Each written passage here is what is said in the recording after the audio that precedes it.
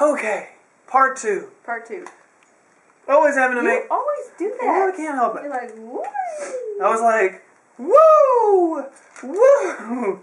Anyway. Chops to the face. Alright, so... Okay, so yeah, John Cena gives the Slammy to Ric Flair because he's just that freaking awesome. Yes. And now then Punk comes out. Punk comes out.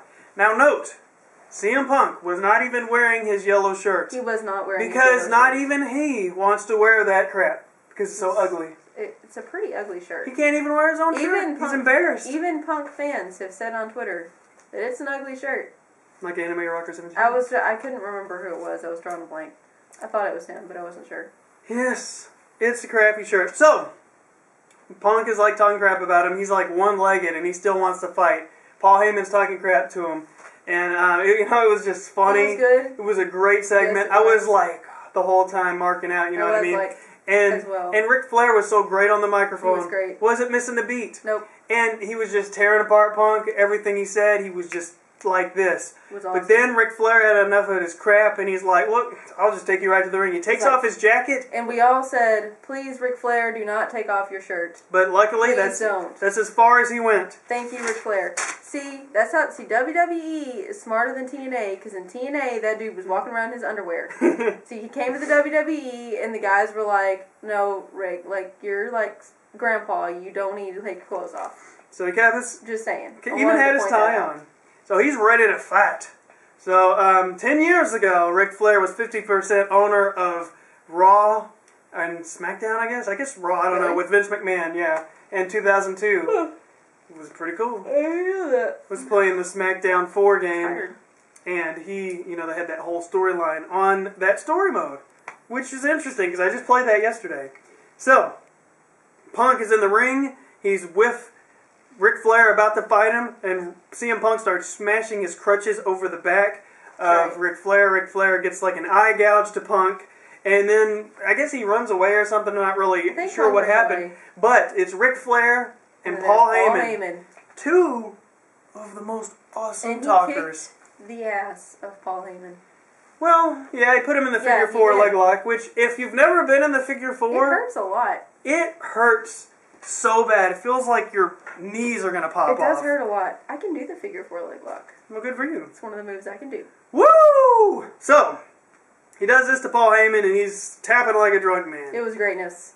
Okay. Greatness. So... Epic segment. And he's like, I came to Philly to have a good time. Woo! And then the Shield comes down. Dean Ambrose gets to punch Ric Flair. I bet he was marking out. These guys got to be on a pay-per-view in the main event, and now they're getting to interact with Ric Flair. I mean, God, they got to shoot up to the top like fast. So, Hell No comes out there to help and everything. Which I think Team Hell No is kind of an interesting conundrum, because it was two heels that went separate or still heels, but went together or a face. I don't think anymore. They're good either way, because they've been in one-on-one matches, and they've been good guys. Okay, maybe so, but still.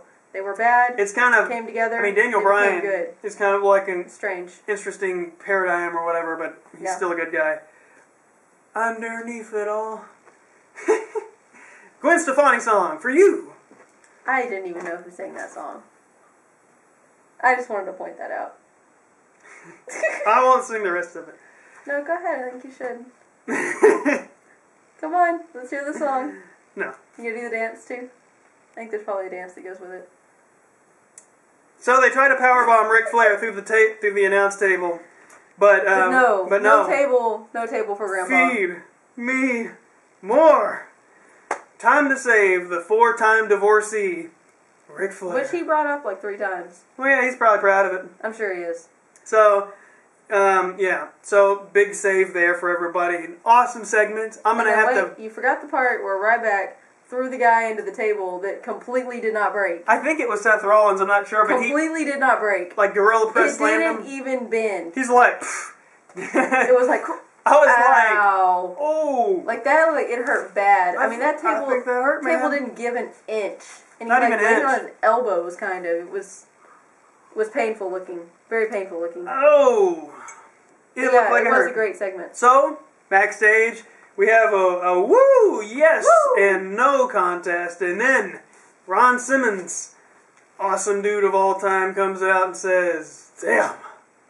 Yeah, he did the whole, dramatic effect. Dramatic pause. Yes. So now we have Brodus Clay versus JTG. I thought that guy got fired. But he is still there, apparently. And then after Brodus wins, there's a post-match dance where this kid, and I swear if you didn't see it, you gotta see it again. The kid was dancing, and then one of the dancers, one of the girl dancers was all getting down on the ground his level, and was shaking and stuff, and he was deadlocked on the boobies. I'm telling you, he was it was so funny. I have to rewatch that. Where's his eyes? I mean, it was the back of his head, but he was like this. You could tell. That's awesome. That would have been you if you were a little kid. Well, yeah. And it would be me if, we didn't watch it on a stream and it was actually in high quality HD. That's true, too. Though this stream was better than most of our streams. It wasn't usual. Still not great. Yeah, the Moose We still had to look closely to see if... I don't know. Yeah. So, Santino and Tensai, I don't know why, but they're doing some kind of comedy thing now. All of a sudden, Tensai has all this crap on his head. Yeah, because I guess Kofi kicked his head off or something, and he has this giant... I didn't know what it was at first. It's like an ice bag jaw bandage thing? Yeah, I thought it was a hat at first. I was like, what? But Tensai can speak English, and he does. Santino says, he calls him Fat Albert, and I was like, ooh, that was a shoot. He was shooting. He's like CM Punk now. He said Albert. Oh my God. Oh my God. He said Albert. Can you believe it? He shot on television. Whoa. So now, they're going to have an award or something, and The Rock wins. But The Rock is not there. It was the, epic LOL moment. Yeah. And it was when The Rock threw the John Cena stuff off the harbor, which I didn't think was the funniest moment there, but, I actually thought that Team Hell No should have won because they were kind of more consistently funny. Yeah, but The Rock probably had to win something. I know, but then he wasn't there and everybody was like, ooh. The Rock wasn't there. Santino was like, I have nothing to do with this. I was like, go Santino. It's so WWE, it's so funny. Alright, so Daniel Bryan comes out, he says no 100 times. Now it's... Kane comes and carries him off. Yeah. Much like, it was much like AJ was on Dolph earlier. It looked very similar. Well, kind just of. without the lip contact. Well, I mean, we didn't get a clear shot of their face. Don't know. Alright. So, Cody Rhodes versus Sin Cara with the mood lighting, Crossroads, and as you know, when a Crossroads is hit, Cody Rhodes is the victor. Every time, I swear. Now we have Zack Ryder and Layla as a blonde, which I don't like at all. Didn't even recognize her. I wish she would go back to the other hair color. She does need to go back. I don't want to judge. Be against blondes or whatever. Center blonde. Well, I mean, I just think that she looks much better the other way. That's just my opinion. Brunette as well. It's the Trending Now award. I wonder which one is her natural hair color. That wasn't me. No, I just said I wonder which one is her natural hair color, and you looked at me all crazy. Well, a motorcycle went by and made a really strange noise. I'm just letting you know. I didn't even hear it. Well, never mind. Okay. Alright, so, it's like the Trending Now, and it's Feed Me More, it wins. So there we go. Yeah, it's okay. I wanted little Jimmy to win. Yeah, that was a good one. Ryback is the victor on that one. He is, indeed. Oh, and this is where we find out for absolute sure, positively, in every way, that the thing is rigged. Because... Oh, yeah, this is what I came up with. Because... They have an envelope. They, tell you to vote now, and they come back from commercial, and then they're still tallying it up, and then they're like, alright, who won? It should be coming on the screen or being on the teleprompter, but instead it comes out of an envelope. An envelope that's sealed, that's printed. So somebody would have had to run, print it out, put it in an envelope. No, come on. That's bullcrap. That doesn't make any sense at all. No sense at all. At least when they do the fake polls during Raw, they usually put it on the screen, so it's halfway believable. Alright, so now, we have Big Show talking, Sheamus is talking, and he has a giant chair. Sheamus grabs that giant chair and beats the crap out of Sheamus, which is just funny. Big Show, you mean? And now... Oh, because you can't read my handwriting. Now, so Dolph Ziggler runs and cashes in the Money in the Bank, or he's trying to. But the bell doesn't ring. The bell doesn't ring. Cena runs in there and breaks it up because clearly, which this is the part I didn't get, because Michael Cole and everybody else is like, oh, it's because Cena thought that he should have the Money in the Bank. And I'm like, dude, Dolph just stole Cena's woman. Yeah. That's why he's mad. Nobody took that angle in the WWE announcements team. It made no sense. They were all like, oh, it's because of the Money in the Bank. And I'm like, he stole his girl. Alright. It's always about the girl. 3-man band versus Miz Del Rio and a mystery opponent who happens to be Tommy Dreamer.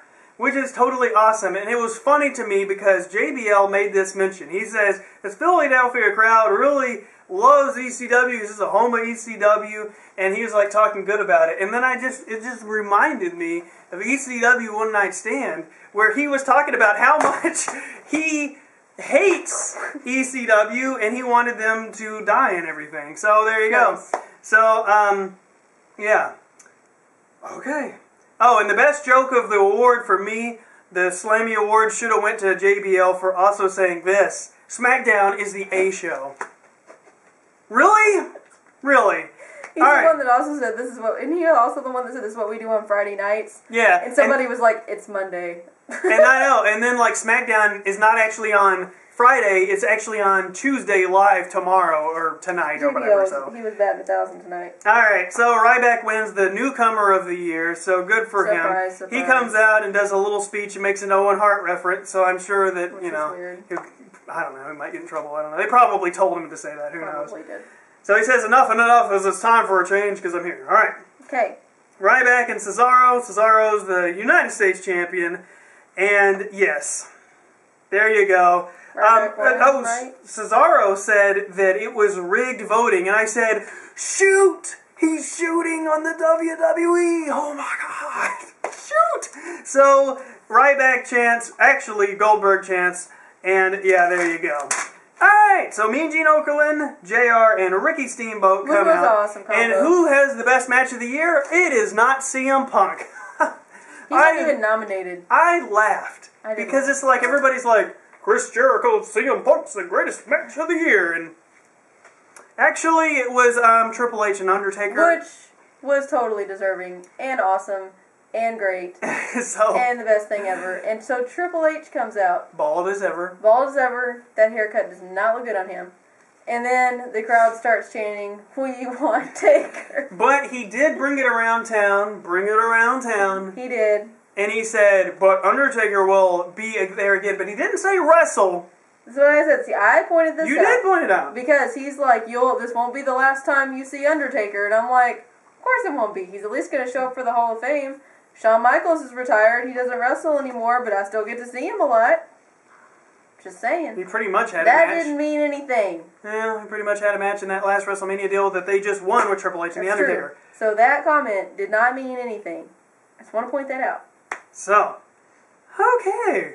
Now we have Tommy Dreamer getting backstage assaulted by the Shield, and you know it's not a backstage assault, it's not a WWE hardcore match unless you have the aluminum pipes falling. I know. Why are there aluminum pipes? Even I was like, there's not that much crap backstage. Like, I mean, why are there aluminum pipes laying against every wall? It's true.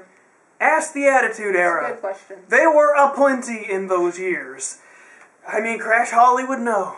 Alright, so now we have AJ and Dolph Which is Ziggler. the main event, which I had been looking forward to and was rather disappointed in. Versus Cena and Vicky. There was, like, some wrestling, and then the girls got mad and left. They both left. And then AJ came back. And then Cena and Dolph kind of had a one-on-one match for like a whole second. For like 1 second, yeah. It was like a whole second. And then this dude comes out. Big E. Langston. Big Apparently, E. Langston. I have from not been NXT. I have not been doing my NXT watching because I was like, also not. Who is that Mark Henry from 1998 guy? Exactly. I obviously don't watch, WWE's. So he comes out with AJ because AJ brings him out. Yes. AJ brings him out and he attacks Cena. Yeah. I don't think Dolph was touched. Dolph was like knocked out already or something. Yeah. He attacks Cena and then he stands in the ring with AJ and AJ skips around him and that was the end of the show. Yeah. So it I don't know where that's made going. 0 sense. So, but I guess that's good because I'm interested to find out what happens next week. The plot thickens. Oh my gosh. So, new superstars aplenty. I couldn't believe how many new superstars we had in this previous year. With all these new guys like Cesaro and Ryback and yada yada yada. Now we got this new Big E. Langston guy in the Shield. Oh my gosh, we got all these things happening. It was a great Raw. I was glad to see all the people come back. And we will see you guys next time.